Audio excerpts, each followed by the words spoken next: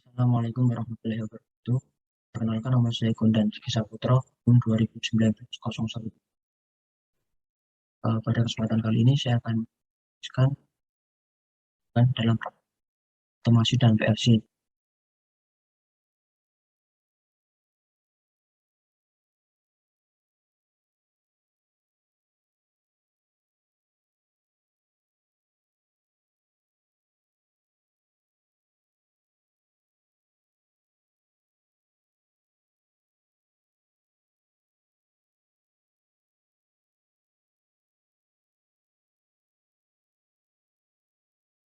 Mengenai sistem pneumatik, sistem pneumatik adalah sebuah sistem penggerak yang memanfaatkan tekanan udara sebagai tenaga penggeraknya. Jadi secara sederhana, pneumatik adalah tekanan udara yang dinaikkan oleh presur udara sehingga mampu menggerakkan alat-alat industri. Tekanan udara tersebut akan menggerakkan sebuah silinder kerja, di mana silinder kerja yang nantinya akan mengubah tekanan udara tersebut menjadi tekanan mekanik, gerakan maju mundur pada silinder. Jika ditinjau dari struktur aliran sinyal sistem pneumatik, komponen sistem pneumatik dibagi menjadi 4, yaitu yang pertama adalah input sinyal, yang kedua adalah pemrosesan sinyal, yang ketiga adalah output sinyal, dan yang terakhir adalah penyusunan atau instruksi. Nah, yang pertama adalah input sinyal. Pada komponen ini yang termasuk dalam input sinyal adalah push button, kemudian ada limit switch, dan D10. Nah, D10 ini hampir sama dengan push button, namun kalau push button kan ketika dia ditekan, lepas dia akan kembali. Nah, sedangkan D10 ini ketika dia ditekan kemudian dilepas, dia akan berada di posisi terakhirnya. Jadi dia tidak akan kembali lagi. Kemudian yang kedua adalah pemrosesan sinyal. Berupa elemen pemrosesan. Nomor satu adalah katup kontrol arah, kemudian nomor dua adalah katup shuttle atau kumparan, dan yang ketiga adalah katup udara, katup dua tekanan, kemudian tekanan, dan yang terakhir sequencer atau perangkai. Nah, selanjutnya adalah komponen yang ketiga, yaitu output sinyal. Pada komponen ini atau pada bagian ini hanya terdapat satu, yaitu katup kontrol arah. Macam-macam dari katup kontrol arah adalah katup 3/2, dan ada 4/2, kemudian 5/2, dan 5/3. Kemudian yang terakhir adalah pelaksanaan perintah atau instruksi. Nah, ini dapat komponen tenaga atau daya. Contohnya silinder putar, kemudian motor pneumatik, dan display optis. Namun pada praktik kali ini, umumnya kita menggunakan double acting cylinder atau single acting cylinder. Nah, selanjutnya saya akan menjelaskan mengenai komponen-komponen sistem pneumatik. Yang pertama adalah silinder. Gambaran ini merupakan single acting cylinder karena ini hanya berjumlah satu, sedangkan yang bawah ini merupakan double acting cylinder karena ini berjumlah dua. Nah, silinder pneumatik juga dikenal sebagai aktuator pneumatik. Aktuator pneumatik adalah produk yang digunakan untuk memberikan gerakan dan gaya linear pada atau putar ke sistem mesin dan proses otomatis, misalnya dalam aplikasi industri. Nah, kemudian adalah valve. Ini adalah macam-macam valve. Ini 3/2 valve as detached. Nah, ini yang saya katakan tadi, ketika ini ditekan kemudian dilepas, maka posisi valve ini akan tetap pada posisi terakhirnya, tidak kembali ke posisi semula. Kemudian ini merupakan 3/2 valve as button. Nah, ini ketika dia ditekan kemudian dilepas, dia akan kembali. Selanjutnya adalah 3/2 wire valve, kemudian ada 5/2 wire valve, nah, kemudian ada limit switch, kemudian ada two pressure valve, gambarnya seperti ini, dan ada shuttle valve. Nah, itulah macam-macam valve. Dan yang ketiga adalah flow control. Fungsi dari valve atau katup ini adalah untuk mengubah, membangkitkan, atau menghentikan sinyal untuk keperluan-keperluan penginderaan, pemrosesan, dan pengendalian. Jadi sinyal atau daerah bertekanan itu akan diatur oleh valve. Kemudian komponen yang ketiga adalah flow control. Eh, Simbolnya seperti ini, kemudian gambar sebenarnya seperti ini. Nah, ini merupakan flow control valve. Flow control valve adalah katup yang berfungsi mengatur jumlah aliran oli yang akan masuk ke akuator. Selain itu, eh, flow control valve juga dapat mengatur kecepatannya. Oke, selanjutnya saya akan melanjutkan dengan pembahasan mengenai sistem elektropneumatik. Ini modul yang digunakan. Nah, sama seperti sistem pneumatik, namun di sistem elektropneumatik di sini lebih banyak menggunakan komponen-komponen elektrik karena di dalam sistem ini terdapat dua rangkaian, yaitu yang pertama rangkaian pneumatik itu sendiri, kemudian ada rangkaian elektrik yang berfungsi atau fungsinya mengendalikan rangkaian elektrik. Nah, eh, itu fungsinya yang berupa ini tombol tekan, kemudian saklar kontrol, saklar batas, saklar red, kemudian sensor proximitas, kemudian saklar proximitas, dan seterusnya. Kemudian yang kedua adalah pemrosesan sinyal, terdapat relay, kontaktor, controller logis. Kemudian yang ketiga adalah output sinyal. Ini berupa katup kontrol arah yang dioperasikan secara elektropneumatik. Jadi di sistem pneumatik tadi dioperasikan secara pneumatik, sedangkan di sini elektropneumatik terdapat sistem elektriknya. Dan yang selanjutnya adalah zona perintah atau instruksi. Terdiri dari silinder putar, motor pneumatik, dan display optis. Nah, untuk pelaksanaan perintah atau instruksi ini antara elektropneumatik dan pneumatik hampir sama karena kan memang tujuannya hasil akhirnya sama seperti itu. Biasanya double acting cylinder atau single acting cylinder. Lanjut dengan komponen sistem. Yang pertama ini sama, silinder, ada single acting cylinder yang atas, kemudian ada double acting cylinder yang bawah, kemudian ada solenoid valve. Nah, solenoid valve nyatanya seperti ini. Ini merupakan katup yang digerakkan oleh energi listrik melalui solenoid. Mempunyai komparan sebagai penggeraknya yang berfungsi untuk menggerakkan piston yang dapat digerakkan oleh arus AC maupun arus DC. Jadi solenoid valve ini dapat digerakkan sama arus, yaitu arus AC maupun arus DC. Dan solenoid untuk valve solenoid mempunyai lubang keluaran, kemudian lubang masukan, dan lubang exhaust. Saya lanjutkan. Nah, ini macam-macamnya ada 5/2 solenoid impulse valve, kemudian ada 3/2 solenoid valve, ini normally closed, dan yang ini adalah 5/2 solenoid valve. Kemudian komponen yang ketiga adalah proximity sensor, gambarnya seperti ini, kemudian simbolnya seperti ini. Eh, Sensor proximity adalah suatu perangkat yang berfungsi sebagai pendeteksi sensor dan jarak suatu benda terhadap sensor tersebut. Nah, ini ada macam-macam proximity sensor, ada kapasitif, dan magnetik, dan induktif, dan optical, dan ada berapa itu. Nah, kemudian komponen yang keempat adalah ada relay, switch, dan timer. Nah, gambar sebelah kiri ini merupakan gambar relay, kemudian simbolnya seperti ini. Kemudian sebelah kanan ini merupakan gambar push button.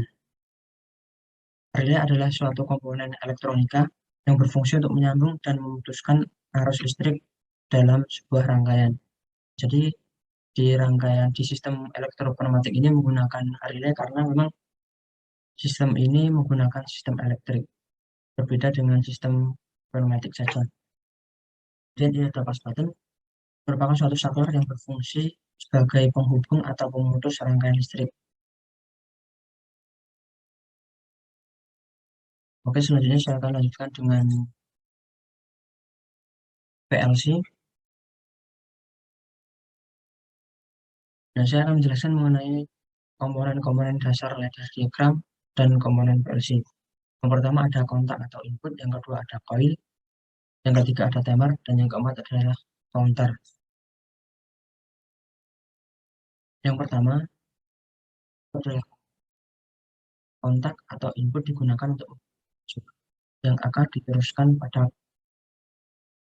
Nah, kontak itu sendiri terdiri dari dua, yaitu normally open kontak atau disingkat dengan NO, dan ada normally close kontak NC.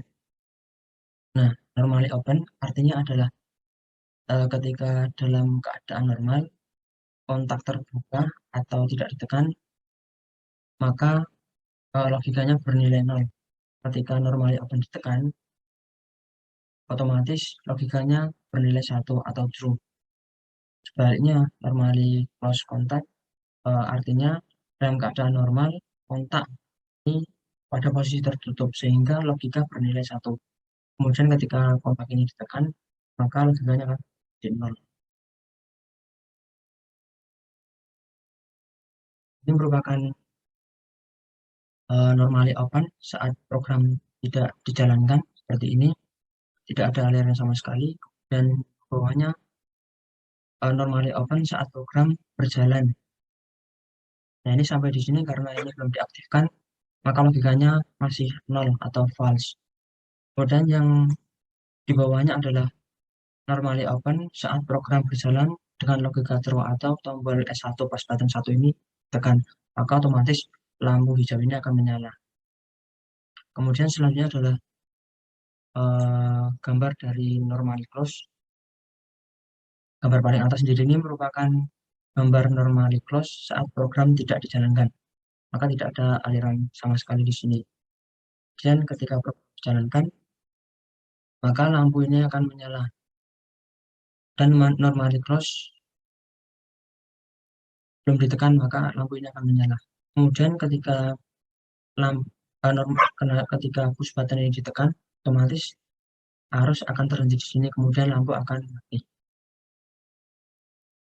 Selanjutnya saya akan menjelaskan mengenai gerbang logika umum seperti AND, OR, not AND, not OR, dan XOR. Contohnya adalah sebagai berikut. Yang pertama adalah AND. Nah, jadi ini logika AND adalah logika ketika dua saklar yang harus dinyalakan tanpa terkecuali agar lampu ini dapat menyala. Jadi dua-duanya harus diaktifkan atau ditekan agar arus listrik dapat sampai di lampu di sini. Kemudian logika OR adalah untuk menyalakan lampu ini kita bisa menekan push button 1 atau kita bisa menekan push button 2 atau dua-duanya ditekan, maka lampu di sini akan menyala. Jadi tidak harus dua-duanya, namun bisa memilih salah satu. Kemudian adalah not AND yang merupakan kebalikan dari AND, kemudian not OR kebalikan dari OR, dan yang terakhir adalah XOR.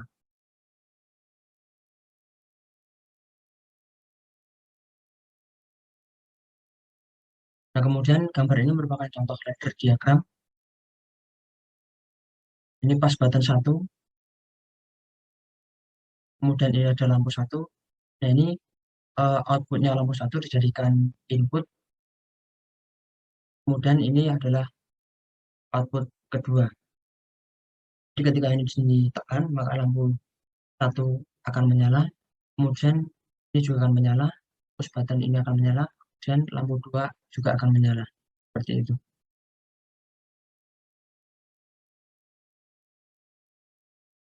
Nah, untuk penjelasan selanjutnya adalah input dapat muncul berkali-kali, sedangkan output hanya dapat muncul sekali. Hal ini dimaksudkan untuk mencegah adanya nilai ganda atau tidak jelas yang disebabkan output sama ada lebih dari satu.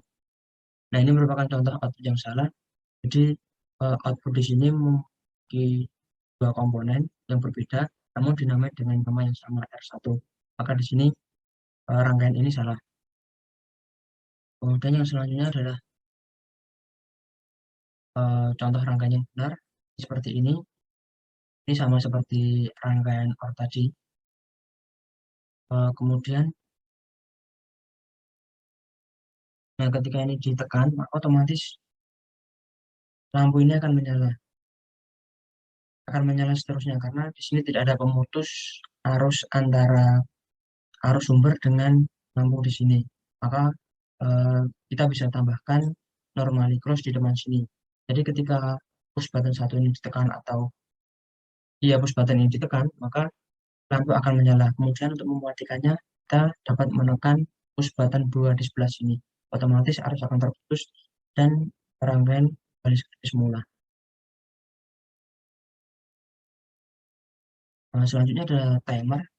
Timer adalah salah satu komponen yang melakukan instruksi yang berfungsi untuk menunda terjadinya suatu aksi. Cara kerja timer ada tiga, yaitu timer akan bekerja jika timer coil mendapat logika satu dari inputnya. Kemudian timer akan menghitung sampai preset value dan timer kontak. Kemudian yang terakhir, timer akan mati atau kembali ke awal nilainya jika input dimatikan. Selama input belum dimatikan, maka timer tidak akan kembali ke awal lagi nilainya.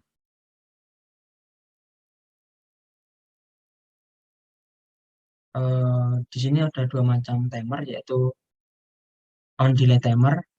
Timer ini bekerja dengan menunda waktu pengaktifan output selama beberapa waktu. Kemudian yang kedua adalah off delay. Timer ini bekerja dengan menunda matinya lampu output selama beberapa waktu. Kemudian ada counter.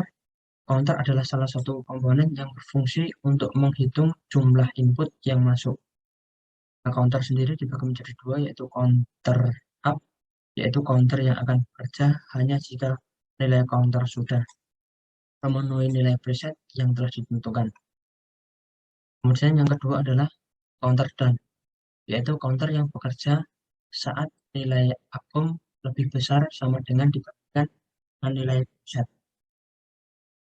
Nah, saat nilai akum lebih kecil dari preset, maka indikator down akan mati. Oke, agar lebih perjelas penjelasan saya akan menunjukkan beberapa rangkaian melalui software Regime dan CX Program. Baik, saya akan melanjutkan penjelasan saya. Seperti yang sudah saya sampaikan di awal tadi, perbedaan dari rangkaian pneumatik dengan rangkaian elektromagnetik berada pada jumlah rangkaiannya. Di sistem pneumatik terdapat satu rangkaian saja, yaitu rangkaian pneumatik. Namun di sistem elektropneumatik ini terdiri dari dua rangkaian. Yang pertama yaitu rangkaian pneumatik dan yang kedua adalah rangkaian elektrik yang berfungsi mengatur dari perintah atau gerakan untuk rangkaian pneumatik.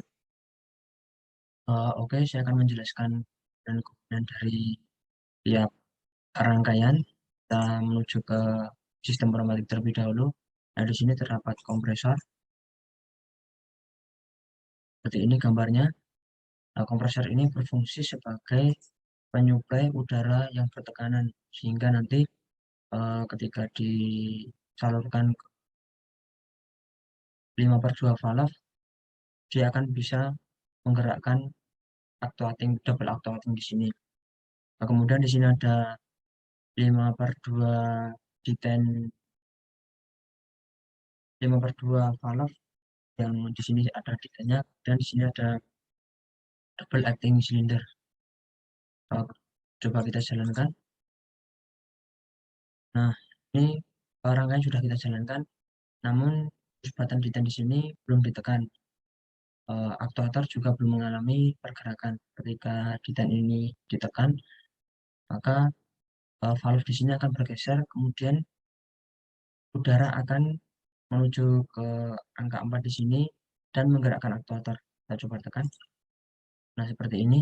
Dan ketika dilepas, eh, posisi aktuator akan bergerak ke kiri seperti di awal tadi. Coba kita tekan lagi. Nah, jadi seperti ini. Oke, kita lanjut di rangkaian elektropneumatik.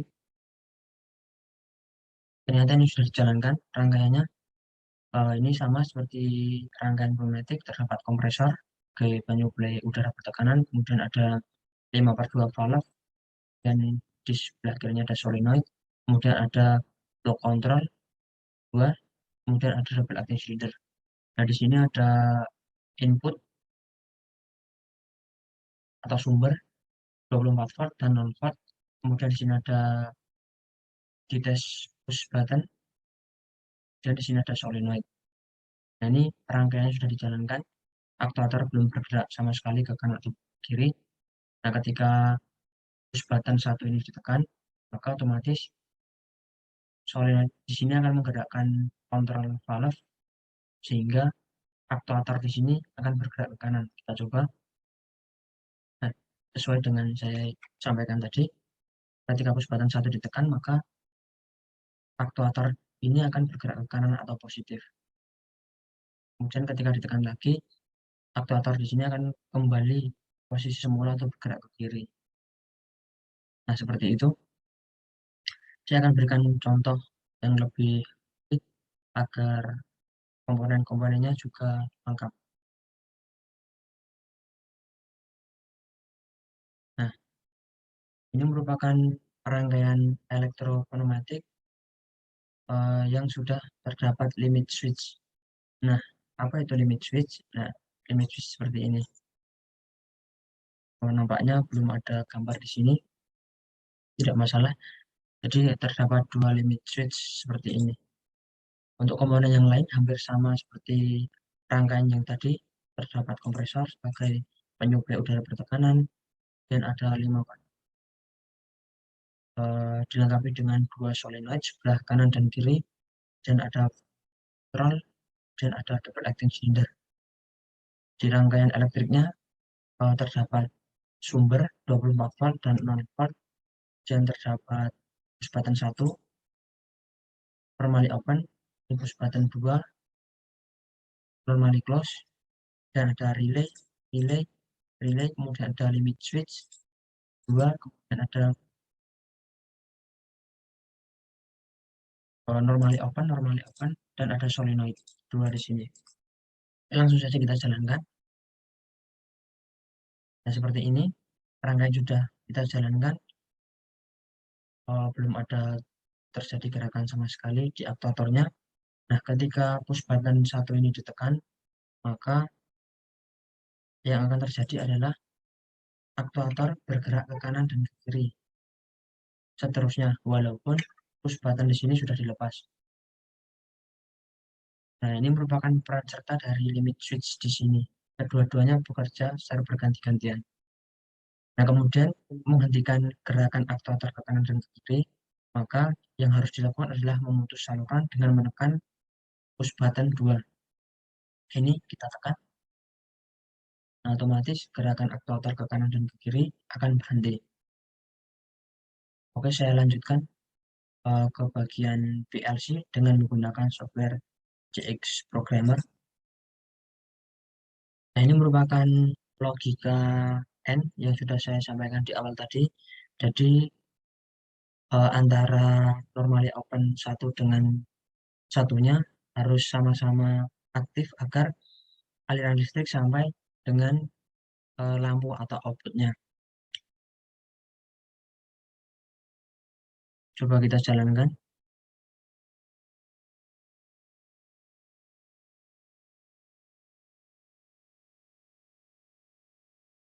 Sebelumnya saya jelaskan dulu komponen-komponennya. Yang pertama di sini ada normally open atau push button 1, ini normally open push button 2. Ini merupakan output atau lampu, dan ini merupakan perintah N. Nah, ketika normally open ini ditekan, maka lampu belum nyala karena ini merupakan logika N. Jadi kedua-duanya harus menyala, tidak boleh salah satu. Maka untuk menyalakannya kita harus menekan push button 2 normally open di sini. Otomatis lampu di sini akan menyala. Jika salah satu ada yang dilepas, otomatis lampu akan padam. Nah, seperti itu. Jadi keduanya harus sama-sama diaktifkan push buttonnya. Oke, kita stop, kita lanjut ke contoh soal yang selanjutnya. Nah, ini merupakan contoh soal counter yang sudah saya sampaikan tadi. Langsung kita jalankan saja.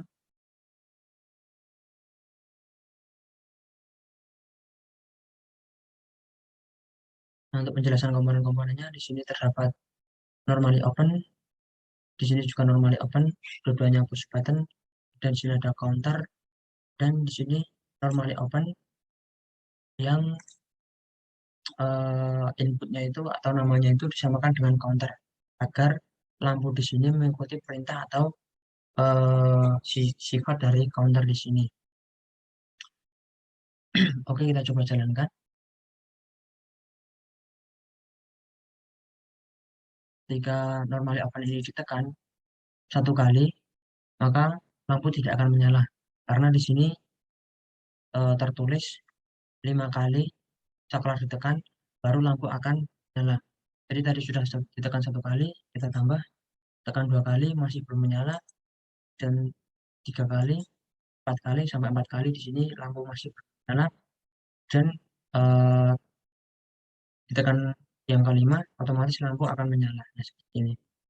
Walaupun push button atau normally open satu ini dilepas, lampu tetap akan menyala. Nah, untuk mematikannya atau memadamkannya, kita perlu menekan normally open 0.06 atau push button 2 di sini. Nah, otomatis counter di sini akan mereset posisinya seperti awal kembali dan lampu di sini akan padam.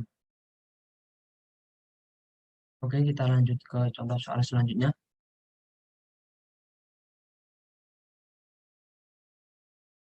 Nah, ini merupakan contoh soal timer. Jadi terdapat komponen-komponennya normally open sebagai push button 1, kemudian normally open, push button 2, kemudian normally open, push button 2 di sini, kemudian dibantu, kemudian ada output lampu 1, kemudian di sini ada timer, dan ada perintah N.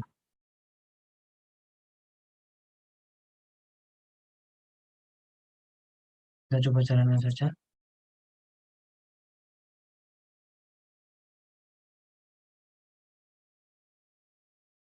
Nah, ini ketika normally open 0.05 atau push button 1 ini ditekan, maka lampu akan menyala. Coba, nah sesuai dengan apa yang saya sampaikan, ketika kita menekan push button 1 atau yang kita beri alamat 0,05 di sini, maka lampu 1 akan menyala. Kemudian untuk mematikannya, kita akan gunakan timer.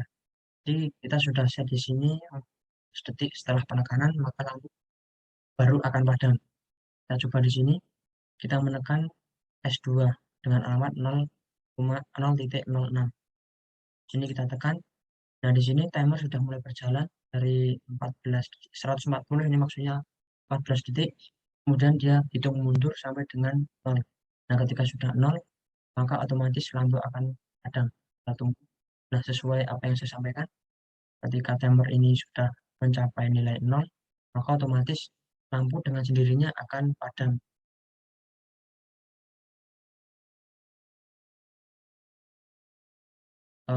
Mungkin itu saja yang dapat saya sampaikan. Banyak kekurangan saya mohon maaf.